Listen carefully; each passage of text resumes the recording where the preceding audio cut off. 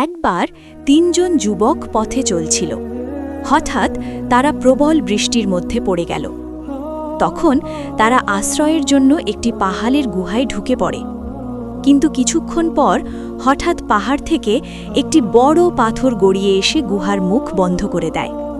তখন তারা একে অপরকে বলল, দেখো, আমাদের এখন বাঁচার একটাই উপায়। আমরা প্রত্যেকে আমাদের জীবনে এমন কোনো সৎকর্মের কথা মনে করি যা আমরা শুধু আল্লাহর সন্তুষ্টির জন্য করেছি। তারপর সেই কাজের ওসিলায় আল্লাহর কাছে দোয়া করি। হয়তো আল্লাহ আমাদেরকে এই বিপদ থেকে উদ্ধার করবেন। এরপর তাদের একজন বলল, হে আল্লাহ, আমার বাবা মা খুবই বৃদ্ধ ছিলেন, আর আমার ছোট ছোট সন্তানও ছিল। আমি তাদের জন্য পশু পালন করতাম।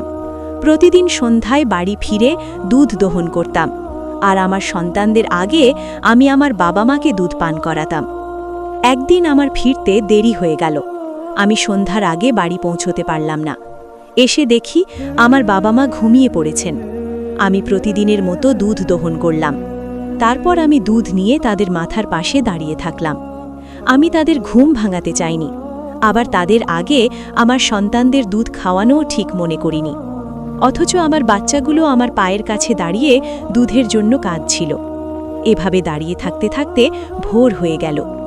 হে আল্লাহ, আপনি জানেন, যদি আমি এই কাজটি শুধু আপনার সন্তুষ্টির জন্য করে থাকি, তাহলে আপনি আমাদের জন্য এই পাথরটি একটু সরিয়ে দিন, যাতে আমরা আকাশ দেখতে পারি। তখন আল্লাহ সেই পাথরটিকে কিছুটা সরিয়ে দিলেন। তারা আকাশ দেখতে পেল।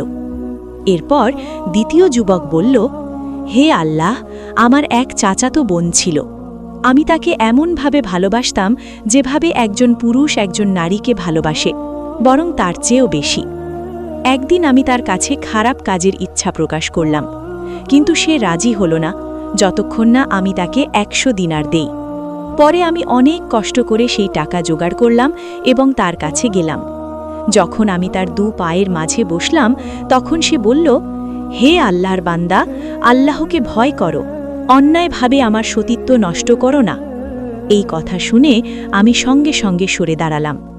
হে আল্লাহ, আপনি জানেন, যদি আমি এই কাজটি শুধু আপনার সন্তুষ্টির জন্য করে থাকি, তাহলে আপনি আমাদের জন্য এই পাথরটি আর একটু সরিয়ে দিন। তখন পাথরটি আরও কিছুটা সরে গেল।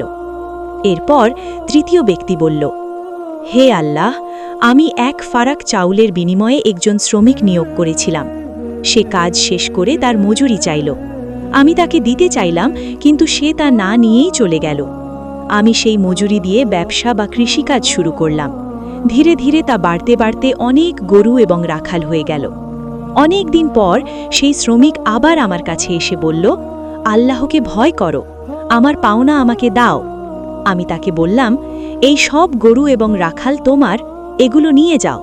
সে বলল, আল্লাহকে ভয় করো, আমার সাথে ঠাট্টা করো না। আমি বললাম, আমি মোটেও ঠাট্টা করছি না, এগুলো সবই তোমার। তখন সে সব নিয়ে চলে গেল। হে আল্লাহ, আপনি জানেন, যদি আমি এই কাজটি শুধু আপনার সন্তুষ্টির জন্য করে থাকি, তাহলে আপনি আমাদের জন্য বাকি পাথরটুকু সরিয়ে দিন। তখন আল্লাহ সেই পাথরটি সম্পূর্ণ সরিয়ে দিলেন এবং তারা গুহা থেকে বের হয়ে গেল। শিক্ষা: এই হাদিস আমাদের শেখায়, খাঁটি নিয়তে করা সৎকর্মের শক্তি অনেক বড়। মানুষ যত কঠিন বিপদেই পড়ুক না কেন, যদি তার আমল ইখলাসপূর্ণ হয় এবং সে আল্লাহর কাছে দোয়া করে, তাহলে আল্লাহ তার জন্য পথ খুলে দেন। আল্লাহ আমাদের সবাইকে এমন সৎকর্ম করার তৌফিক দিন। আমিন।